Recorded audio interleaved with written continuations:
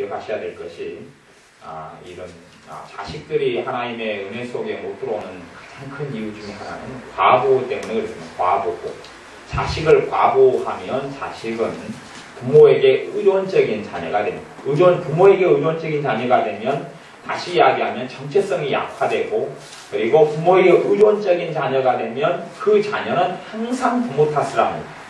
환경 탓하고 부모 탓하고 그렇기 때문에 여러분이 기도하시면서 왜 제가 과보를 이야기하냐 그러면 성령님께서 되게 과보를 조금은 언급하고 다루어라 하는 것을 되게 이야기하셔서 제가 설교 전에 과보 이야기를 합니다. 과보된 자식은요 한시도 엄마나 아빠에게 떨어져 있으려고 안 합니다. 과보가 돼버렸기 때문에 이게 가장 큰 문제예요. 그래서 엄마 아빠가 화장실에 들어갈 때도 화장실 문 앞에 서성이고 움직이고 엄마 아빠의 특징은 애들이 초등학생이 돼도 숙제도 대신 해주죠. 숙제도 대신 해주고 아이들이 할 것을 그 이상을 챙겨주는 거죠. 다시 이야기하면 잘못된 집착이 돼버려요. 집착 관계가 되어버려요. 근데 문제는 부모가 자식에 대해서 과보하는 부모는 자기가 과보한다는 걸 전혀 모릅니다. 그것이 삶의 패턴이고 습관이 되기 때문에요. 알지를 못해요. 제가 우리 박미경 집사님하고 함께 있으면서도 지혜에 대해서 과보를 하면 제가 지적을 계속합니다. 요즘에는 과보입니다. 그러니까 과보해가지고 어쩔 때는 지혜를 이렇게 끌어안고 있는 모습이 꼴보기 싫을 때가 있어요. 왜냐하면 그 과보로 끌어안고 있는 건 굉장히 꼴보기가 싫어요. 정상적으로 자식을 사랑해 안고 있는 것하고 집착하고 애착해가지고 이렇게 있는 것하고 굉장히 달라요. 그러니 자신은 사랑하고 있다고 생각합니다. 그것을 잘못된 사랑이다. 그런 잘못된 사랑.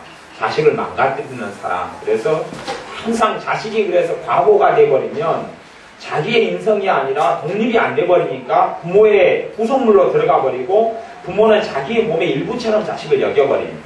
그리고 이제 자식에게는 굉장히 여러 가지 해악들이 끼치고 들어오고 나타나게 된다. 그럽니다. 우리 교회 같은 경우는 자식을 둔 부모님들 여러분들 속에서 과보 문제가 대부분이 과보 문제를 제가 보고 있습니다. 대부분이.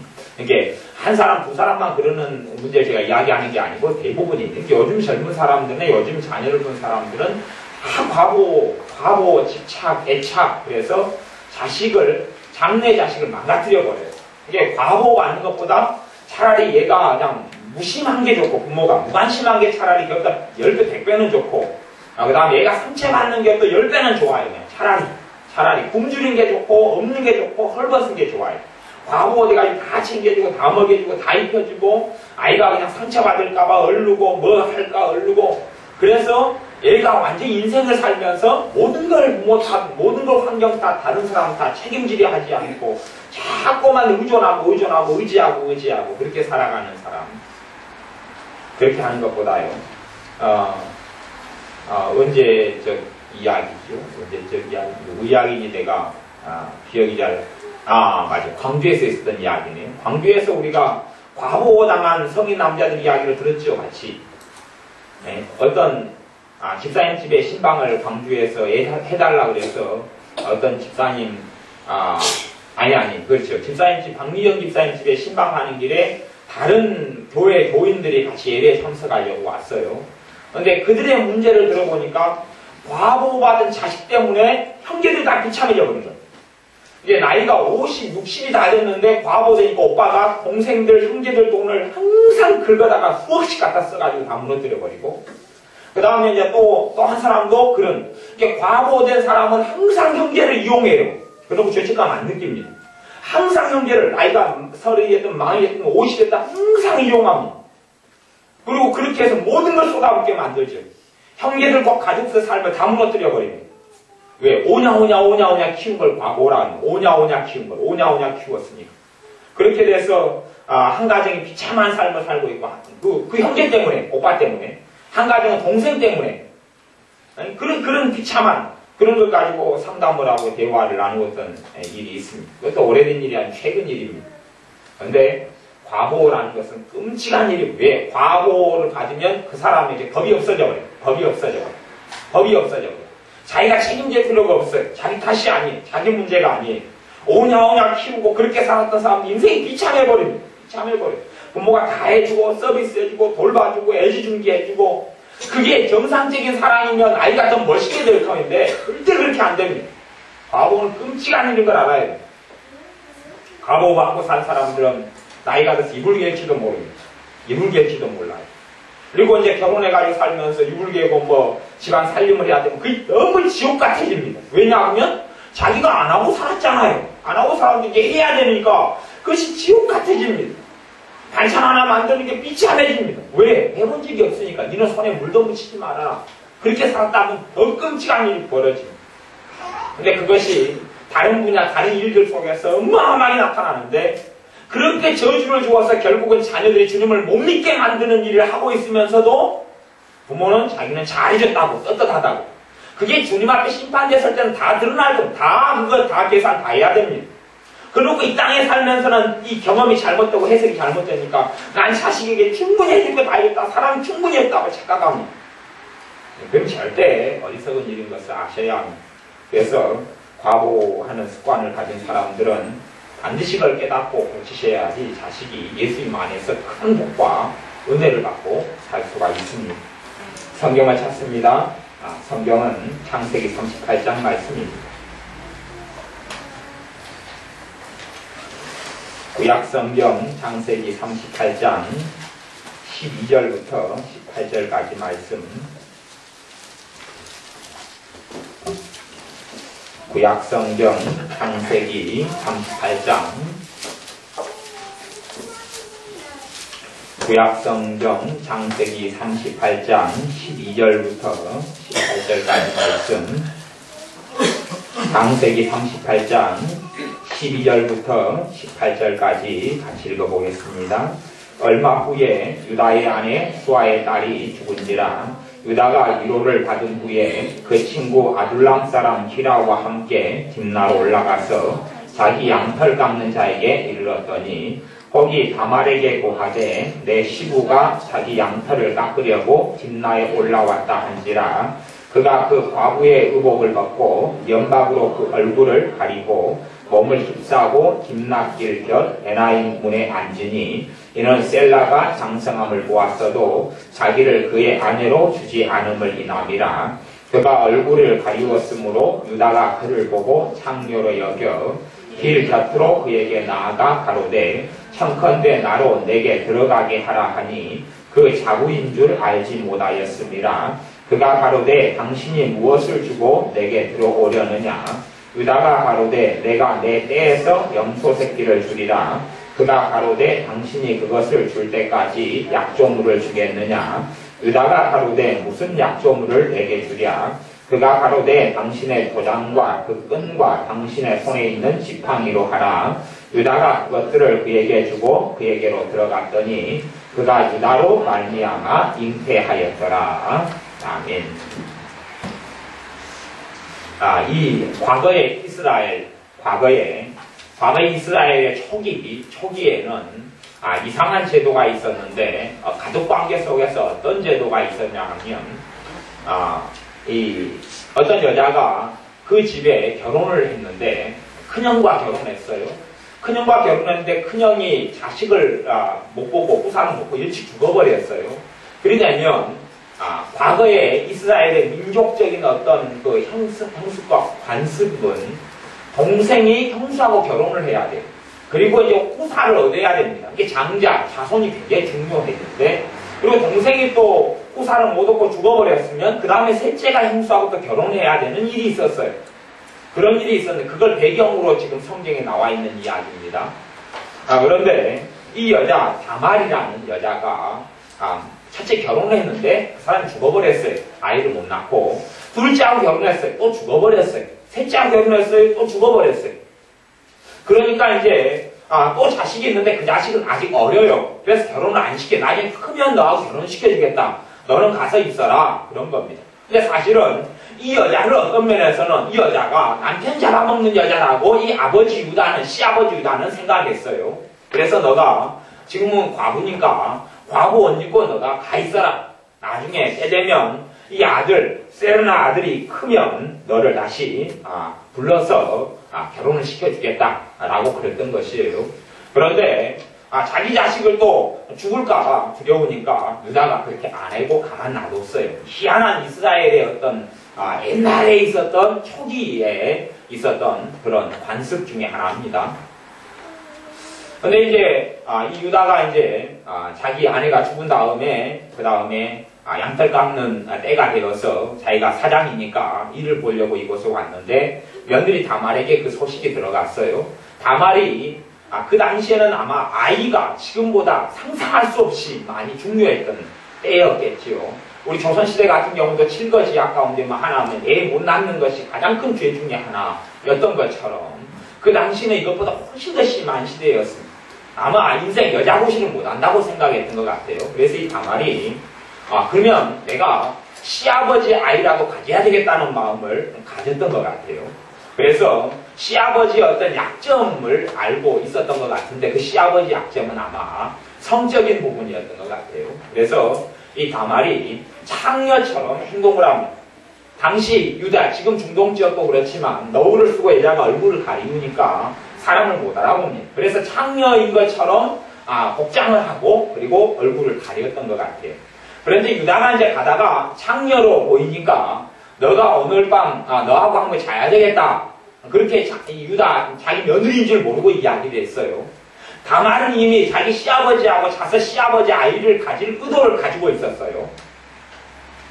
그리고 그러면 이제 내가 당신과 잠자는 조건도 당신이 내게 돈을 얼마를 주겠느냐. 그리고 다말이 묻습니다. 목소리도 좀 변조했겠지요. 그랬더니 시아버지가 내가 염소 새끼를 너에게 갖다 주겠다 그랬어요. 당장 당신이 염소 새끼를 안 가지고 있는데 당신이 준다는 보장이 어디 있느냐. 내게 염소 새끼를 준다는 그 보증물을 나한테 맡겨라. 그러니까 시아버지가 당시에 인감도장을 가지고 있었는데 그때도 인감이라는 게 다 있었어요. 그래서 내가 그러면 당장 가지고 있는 것이 없다. 그러니까 그러면 이 다말이 당신 인감도장 나한테 맡기고 인감도장을 묶고 있는 줄 그거 맡기고 그 다음에 지팡이 나한테 맡겨라. 이스라엘 사람들에게는 지팡이가 굉장히 중요한데 자기 지팡이를 가지고 있어요. 그거 당신 내게 맡겨라. 그리고 나중에 염소 새끼 가지고 오면 내가 당신 인감도장하고 그 다음 줄이나 그 지팡이를 주고 염소를 내가 당신과 잠자한 사례로 받겠다. 그렇게 했어요.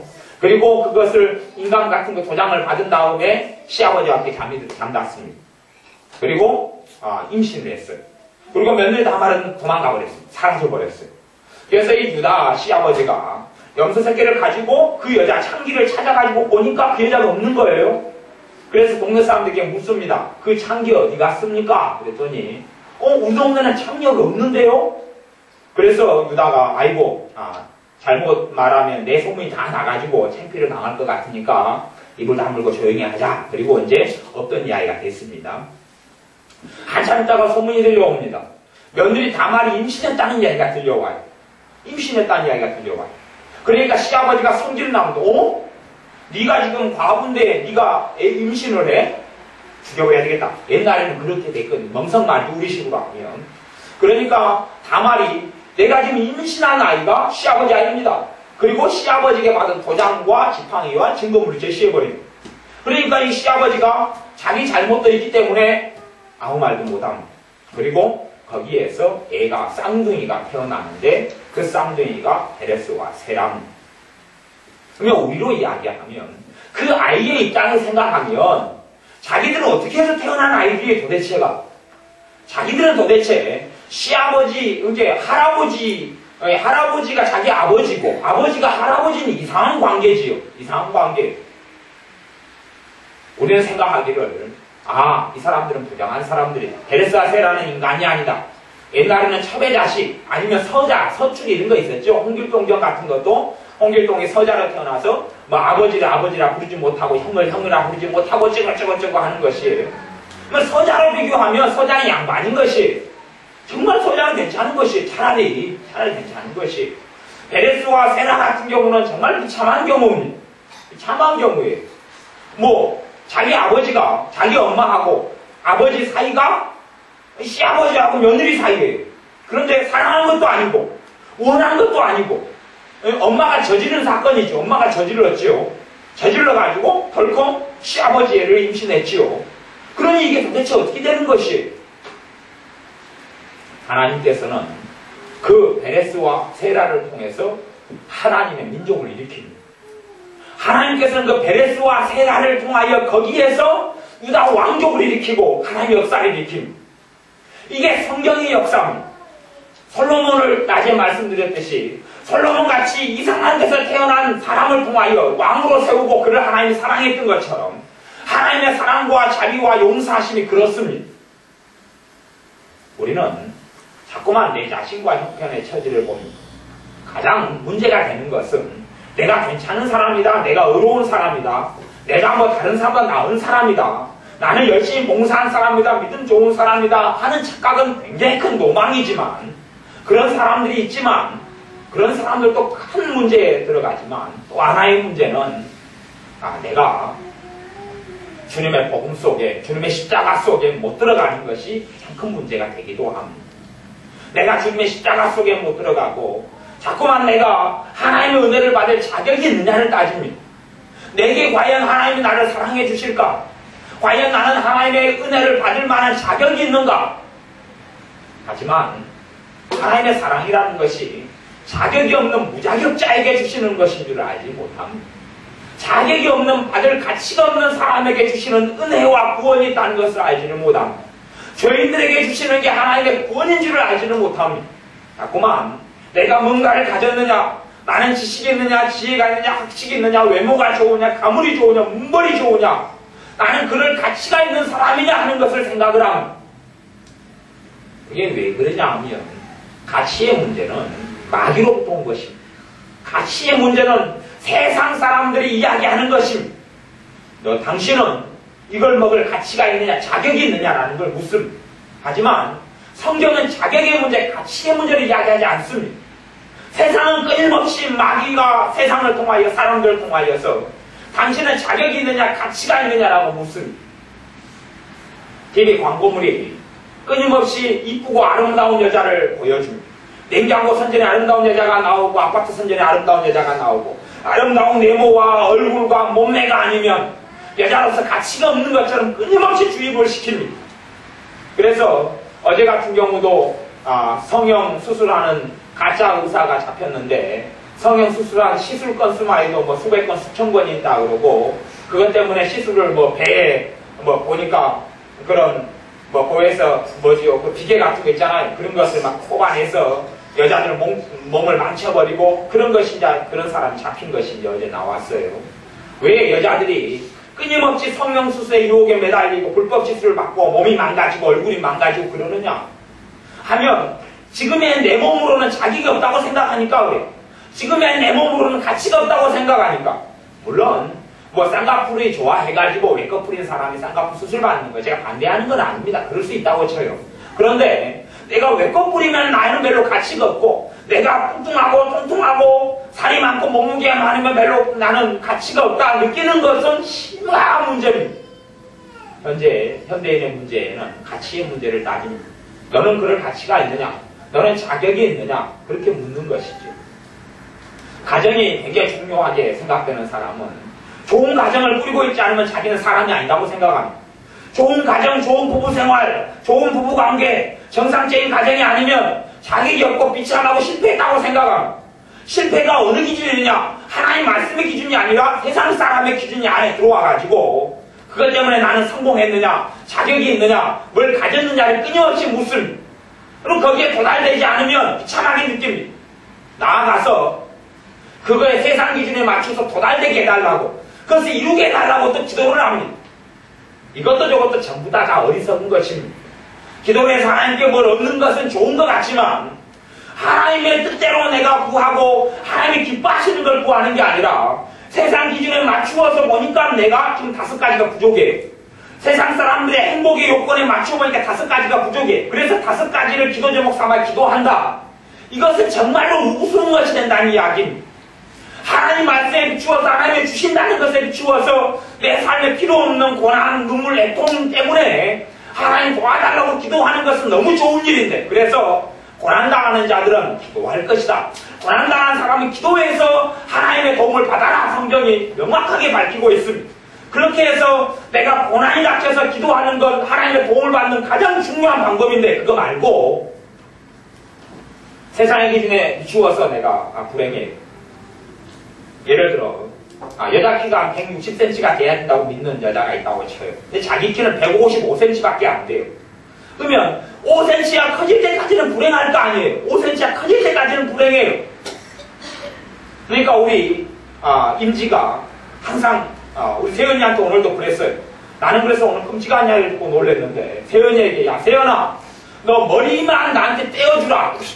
네 머리 하나만 나한테 떼어주라. 나는 세연이가 머리 2개 하나밖에 없던데 2개 있나? 무슨 말이냐면 세연이가 부쩍 키가 컸어요. 키 큰 것이 부럽잖아요. 네 머리를 나한테 떼어주라. 네 키를 나한테 주라 그 말이지요. 그러면 그것이 키 커지는 것을 바라는 건 나쁜 일이 아닙니다. 좋은 일이에요. 그리고 키가 커지도록 기도하는 것도 너무 좋은 일입니다. 그런데 혹시 그 속에 내가 키가 작으면 나는 여자로서 매력이 없다. 나는 키가 작으면 나는 쓸모없다. 나는 키가 작으면 다른 사람을 인정하지 않는다. 그런 가치관이 그 속에 들어있다면 그건 끔찍한 일입니다. 그럼 키가 더 작은 사람들은 아니면 난장이적으로 태어난 사람은 어떻게 하라는 이야기입니다. 난장이적으로 태어났는데 여자 키가 160이 돼야 된다. 260이 돼야 된다. 우리 생각한다면 160인가요? 160이 260이 거의네. 160이 돼야 한다고 생각하면 난장이적으로 태어난 사람 키가 돼서 안 끌 거 아니에요. 아무리 기도해도 하면 안 끌 거예요. 그럼 그 사람은 평생 자기 가치가 없고 자기 비하 속에 살아간다는 이야기인데 도대체 그러면 복음이라는 게 무슨 가치가 있느냐 하는 이야기입니다. 아마 베레스야 세라가 아무리 기도했어도 자기 엄마 아빠는 안 변했을 겁니다. 하나님 내가 이렇게 이상한 엄마 아빠 속에서 왜 우리 쌍둥이가 베레스야 세라 쌍둥이인데 그것도 쌍둥이가 태어났어요. 쌍둥이가 왜 태어나야 합니까? 내가 왜 이상한 엄마 아빠 속에 태어나야 합니까? 하나님 이럴 수가 있습니까? 그러면 그에 대한 해답이 베레스와 세라가 죽을 때까지 풀리겠습니까? 안 풀리겠습니까? 안 풀리는 것이에요. 그걸 상처로 여긴다면 그 상처가 어떻게 치료가 되겠어요? 도대체가 상처의 근원이 바뀌어야 되는데 그게 바뀌겠어요? 사람들은 자꾸만 그런 질문을 던진단 말이에요. 왜요? 마귀가 그 질문을 던지게 하죠. 세상이 그 질문을 던지게 하면 답이 없는 질문들을 던지게 해요. 그리고 답을 못 얻으니까 비참함을 느끼고 괴로움을 느낍니다. 문제는 그것이 주님에게서 나를 떠나게 한다는 사실입니다. 그것을 답을 못 느끼니까 나는 답이 없는 것에 질문을 던지고 있고 답을 얻지 못하니 나는 불행해질 거 아닙니까? 불행해지면 내 불행의 이유가 어디 있다고 그럽니까? 많은 믿는 신자들은 불행의 이유를 자기 주님이라고 생각합니다. 주님이 날 불행하게 했잖아요. 하나님이 날 불행하게 했잖아요. 하나님이 나를 왜 이리 못살게 만들어요? 하나님이 나를 왜 이렇게 아프게 만들어요? 하나님이 나를 왜 이리 비참하게 만들어요? 불행의 이유를 자꾸만 하나님께 전가합니다. 하나님께서는 베레스와 세라를 사랑하셨습니다. 이상한 가족관계 속에서 아버지도 아니고 할아버지도 아닌 이상한 할아버지이자 아버지인 존재에게서 또 엄마는 또 이상하지요. 아버지가 할아버지가 된다면 엄마는 할머니가 되라는데 엄마는 또 할머니가 아니고 또 엄마고 이상한 관계 속에서 태어난 자식임에도 불구하고 하나님은 너희들이 이상한 관계에 태어났기 때문에 너희들은 부정하고 더럽고 악하다 이렇게 정의한 게 아니라 하나님은 그들을 사랑하셔서 그들을 통해서 하나님 백성을 일으키셨다는 사실입니다. 솔로몬도 마찬가지죠. 성경에는 그런 일들이 비일비재하게 있습니다. 비일비재하게 있어요. 모세 같은 경우도 율법을 누구보다 많이 아는 사람, 바르게 아는 사람이 하나님의 사람 모세였지. 하나님의 말씀 율법에는 나중에 받은 율법에는 또 하나님께서 그 전에 조상들에게 말씀하셨던 하나님 말씀에는 너희들은 꼭 너희들과 결혼해라. 하나님을 섬기는 사람은 섬기는 사람과 유다 사람과 이스라엘 사람과 결혼해라 그랬어요. 근데 모세는 구스 사람, 구스 여자하고 결혼했어요. 구스는 이두오피아, 흑인하고 결혼했어요. 흑인하고 결혼했어요. 그것이 다른 이스라엘 백성들의 꼬투리가 됐습니다. 모세의 형인 아론에게, 모세의 누나인 미리암에게 꼬투리가 됐어요.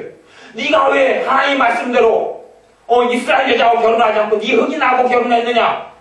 네가 그러면서 주의 종이냐? 네가 그러면서 하나님의 사람이냐? 그런 것이. 하지만 하나님께서는 그에 대해서 아무 말씀도 하지 않습니다. 아무 정죄도 하지 않고 아무 비난도 하지 않습니다. 그것을 아셔야 하나님의 자녀가 내 가치를 내가 무엇을 가지고 있느냐, 내가 어떤 사람이냐, 어떠한 성취가 있느냐, 어떠한 걸 손에 쥐고 있느냐로 자신의 가치를 따지고 내 외모가 어떠느냐로 자신의 가치를 따진다면 그 사람의 주님은 없는 것입니다. 그 사람의 주님은 없는 것이 내가 어디에서 내 가치가 있느냐를 묻는 질문 자체가 어리석은 것입니다. 어리석은 것이 하나님의 사랑을 받아들이고 사는 것이 중요하고 가치가 있고 구원자 되신 주님께 나아가서 주님의 은혜 속에 주님의 복음 속에 들어오는 게 가치가 있습니다. 하나님이 나 같은 사람도 사랑하시느냐, 나 같은 사람을 하나님이 구원하실 것이냐 하는 질문을 던져야 되고 그 질문에 성경이 답하기를 그렇다, 맞다, 예스라고 이야기하는 것입니다. 루시아는 어떤 남자가, 보아스는 어떤 남자가 있었습니다. 보아스가 결혼을 안 하고 노총각으로 늙었습니다. 이제 어느 날 루시라는 이방 여자, 아예 하나님의 백성이 아니었던 이방 여자가 나타납니다. 그 여자는 남편이 있었던 과부입니다. 그 당시에는 철저하게 아마 과거에 양반이 그 상민 여자, 천민 여자하고 결혼했다면 욕을 많이 먹었을 거예요. 조선시대에는. 물론 제 어릴 때에도 정상적인 사람들은 무슨 마골피 이런 쌍놈 성씨를 가진 사람하고는 거지하지도 말고 결혼하지도 말라는 것이 굉장히 강할 때이기도 했어요. 그러니까 제 친구 중에 하나는 마씨고 천씨가 애들이 있었는데 애들은 굉장히 핍박을 많이 받았어요. 친구들은 놀려요. 항상 쌍놈 집안 그 놀려요. 어린 초등학교 때 모이면 다 놀려요. 마씨 이제 쌍놈 그리고 놀려요. 그런데 그것보다 훨씬 심하게 이 양반 도련님이 상민, 천민, 그래 춘향전에도 그게 나온 거 아니에요. 춘향이는 기생 딸이고 그리고 이몽룡이는 양반이고 그런 것이지요. 그러니까 이 관계가 어떻게 이어질 수 있느냐 하는 것이에요. 그것보다 더 심각한 것이 보아스가 루시라는 이방이다. 그것도 과부 출신하고 어떻게 이어질 수가 있느냐 하는 것이 왜냐하면 사회가 인정을 하지 않고 세상이 인정을 하지 않고 심지어는 하나님의 정확한 하나님의 법이 인정을 하지 않아버려요. 하나님의 율법이 인정을 하지 않아버려요. 그런데 하나님께서는 보아스를 하나님을 찾아서 떠나온 이방 여자, 이방 과부 여자 룻과 연결시킵니다. 그리고 성경이 하나가 쓰여지는데 그것이 룻기입니다. 단지 하나님께서 보아스와 이방 여자 룻과 결혼하도록 은혜 주신 것만이 아니라 그 보아스와 룻 사이에서 태어난 자식이 이스라엘 왕족을 만들게 됩니다. 하나님께서. 그리고 그 사람들이 예수님의 족보 속에 들어가면, 그러니까 예수님의 족보 속에는 희한한 이상한 여자들이 많습니다. 희한한 이상한 여자들이, 첫째 여자는 과거에 기생이었던 나합이 들어가 있습니다. 기생. 몸주고 팔았던 여자가 몸주고 파는 기생 것을 그만둔 다음에 한 남자하고 결혼을 합니다. 그리고 자식을 낳지요. 그 족보를 통하여 하나님께서는 하나님 백성들을 만들어내고 하나님의 민족, 하나님의 나라를 세웁니다. 그리고 그 족보 속에서 우리 주 예수 그리스도 메시아가 태어나게 합니다. 또한 그 족보 속에 이방 여자 룻을 집어넣습니다. 이방인, 버림받은 족속, 하나님을 섬기지 않은 여자, 그 여자를 하나님이 사랑하는, 하나님을 사랑해서 나온 그 여자를 하나님이 외면치 않고 받아들입니다. 그리고 솔로몬의 어머니를 받아들입니다. 우리아의 아내였던 밧세바 그 여자. 자기 남편을 죽여버린 원수와 함께 오히려 좋아하고 사랑에 빠지고, 그리고 자식을 낳았는데 그 자식이 죽음당한 첫째 죽고 두 번째 자식이 솔로몬. 그리고 그 솔로몬을 통하여 하나님께서는 그 여자 밧세바를 하나님의 이 족보 속에, 예수 그리스도의 족보 속에 집어넣고 하나님의 역사를 일으켜 갑니다. 하나님의 사랑과 하나님의 용서와 하나님의 자비에 우리가 절대 제한을 걸 수 없고 제동을 걸 수도 없습니다.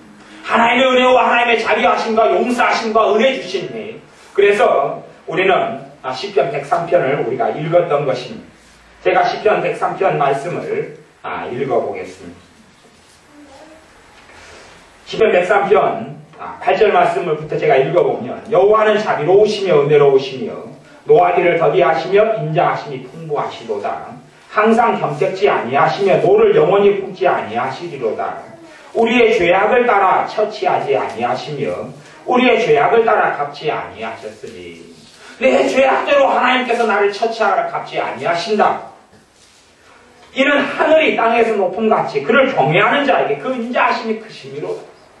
하늘과 땅이 차이가 있는 것처럼 하나님의 은혜가 그렇게 크다라고 이야기하는 겁니다. 하늘과 땅이 이렇게 먼 것처럼 그것 이상으로 하나님의 은혜와 하나님의 자비는, 하나님의 사랑은 크다라고 선포하고 선언합니다.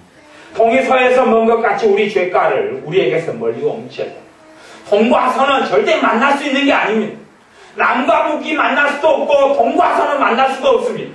동쪽과 서쪽은 함께 공존할 수가 없습니다. 한쪽이 동쪽이면 한쪽은 서쪽입니다. 그래서 동쪽과 서쪽은 영원한 다른 곳인데 동쪽과 서쪽이 먼 것처럼 우리의 죄를 그렇게 옮기버리셨다라고 이야기합니다. 아비가 자식을 불쌍히 여김같이 여호와께서 자기를 경외하는 자를 불쌍히 여기시나니 이는 저가 우리의 체질을 아시며 우리가 진토임을 기억하심이로다. 사람의 체질이라는 것이 사람이 진토다, 사람이 흙이다 그 말입니다. 사람이 먼지 같은 존재고 흙이다, 진토다, 사람은 흙에 불과하다는 것을, 그렇게 사람이 연약하고 약하고 부족하다는 것을 하나님이 아시고 그 사람을 사랑하시기로 하나님을 선택하시 결단하셔서 그 사람들을 사랑하신다는 말씀입니다. 하나님께서 우리에게 자비를 베푸신 어떤 사람에게, 하나님을 찾는 사람에게, 하나님을 경외하는 사람에게, 하나님을 경외하는 사람에게 하나님의 자비를 베푸심, 하나님을 경외하는 사람에게 하나님의 은혜 주시기를 멈추지 않습니다. 하나님을 경외하는 사람에게 용서하시기를 멈추지 않습니다. 하나님을 경외하는 사람들에게 그 사람을 스럽게 하기를 멈추지 않습니다. 단지 우리가 그냥 내 마음대로 내 뜻대로 살아가서 하나님이 사랑해 주신다는 거 성경에 절대 이야기하지 않습니다. 그것은 착각에 불과합니다. 내가 내 마음대로 살아가도 하나님이 날 사랑해주고, 내가 내 뜻대로 내 이기적으로 악하게 살아가도, 내가 하나님 찾고 구하지 않아도 하나님 나 구원해주고, 그렇다고 성경에 있는 사람들 성경을 못 보는 사람들이고, 여기 성경은 하나님이 얼마나 인자하심 크고 사랑이 큰데 그것은 하나님을 경외하는 사람들이다. 하나님을 찾고 구하는 사람들, 하나님을 바라보는 사람들, 하나님을 사랑하는 사람들, 자신의 죄와 자신의 허물과 자신의 부족함에도 불구하고 주님을 의지하고 주님께 나오는 사람들, 그 사람들을 하나님께서 인자로 자비로 용서로 은혜로 축복으로 함께 하신다 하는 것입니다.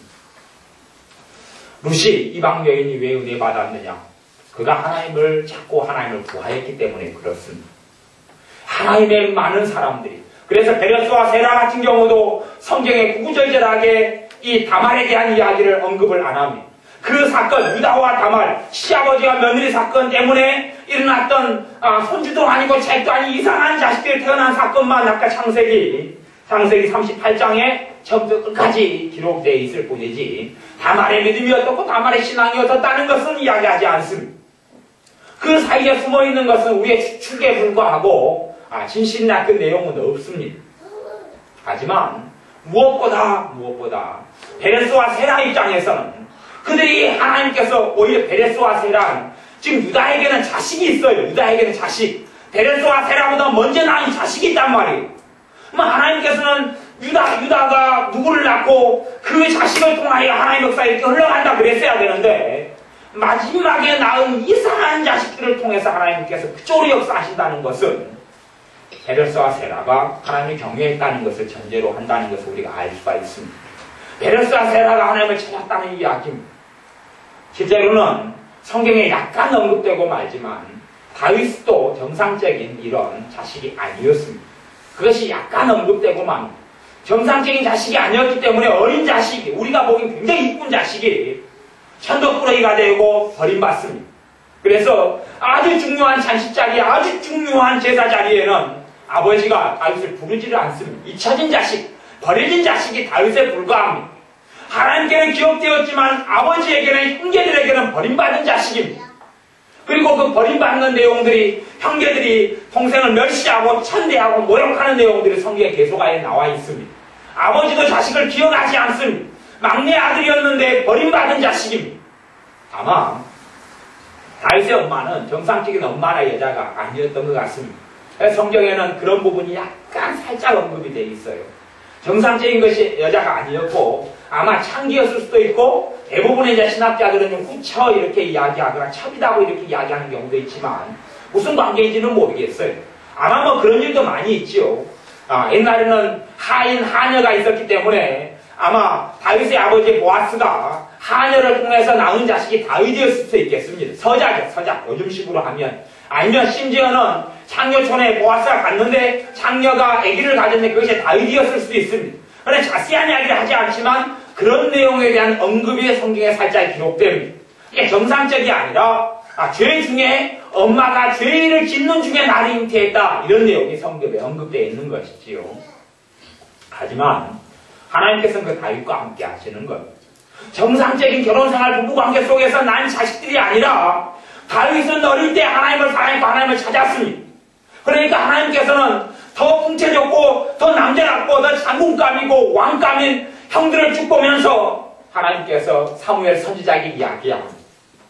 외모로 보지 말아라. 나는 이들이 이미 버렸다. 왜냐하면 다윗의 형들의 마음속에 하나님이 없었고 하나님의 찾음이 없었고 하나님의 경외함이 없었기 때문에 그렇습니다. 그리고 하나님께서는 다윗을 부르십니다. 왜요? 하나님을 찾는 사람, 구하는 사람. 그의 인생이 그렇게 기구했고 그의 인생이 비참했고 어린 시절부터 버림받았지만 그러나 하나님을 찾음으로 그는 모든 것을 가진 사람이 되었습니다. 그리고 그 상황 속에 거하였기 때문에 다윗은 임금이 되어서 궁궐에 있는 그 화려한 삶보다도 하나님과 함께 단지 부족하고 핍박에 안 좋은 환경이지만 성전의 문지기로 때로는 성전에 거하는 것을 더 좋게 여기고 더 귀하게 여겼다라고 기록되어 있습니다. 하나님을 사랑했기 때문에 그렇습니다. 하나님을 사랑하는 것이 다른 말로 하면 하나님을 경외한다는 것과 일맥상통해 갑니다. 우리가 내가 무슨 가치를 가지고 있느냐, 무엇을 지니고 있느냐, 내가 어떤 사람이냐의 문제가 아니라 내가 과연 주님을 사랑하고 찾는 사람인가에 대한 질문을 던져야 합니다. 내가 무엇을 손에 쥐고 있느냐, 내가 무엇을 획득하고 무엇을 얻을 것이냐가 아니라 내가 참으로 주님을 사랑하느냐를 물어야 합니다. 너가 나를 사랑하느냐? 라고 주님께서 베드로에게 나타나셔서 물었던 질문처럼 우리가 그 질문에 응답할 수 있어야 나는 과연 주님을 사랑하느냐? 주님을 사랑하는 사람이 주님의 복음의 놀라운 권능을 체험합니다. 주님을 의지하고 의탁하고 주님이 아니면 살 수 없는 사람이 그분의 놀라운 십자가의 권능 속에 들어갑니다. 여러분 모두가 주님의 십자가의 권능 속에, 용서의 복음 속에, 은혜의 복음 속에, 자비의 복음 속에, 안아주시는 그런 사랑의 복음 속에 들기를 바랍니다. 기도하겠습니다. 아버지 하나님, 우리는 내가 삶이 화려하기를 원하고 좋은 가정, 좋은 환경, 좋은 처지이기를 바랍니다마는 참으로 하나님께서 은혜 주시고 선택한 많은 하나님의 사람들의 과거가 비참했고 태어남이 비참했고 사는 것이 비참했음에도 불구하고 하나님을 찾는 그들을 하나님은 외면하지 않으셨고 용서하셨고 사랑하셨고 축복하셨고 함께하셨고 떠나지 아니하셨음을 우리가 봅니다. 그리하오니 우리 안에 하나님을 경외함과 하나님을 찾음과 하나님을 의탁함이 있게 하셔서 하나님께서 우리와 함께 하셔서 아름다운 하나님의 역사들을 이루게 하여 주옵소서. 예수님의 이름으로 기도하옵나이다. 아멘.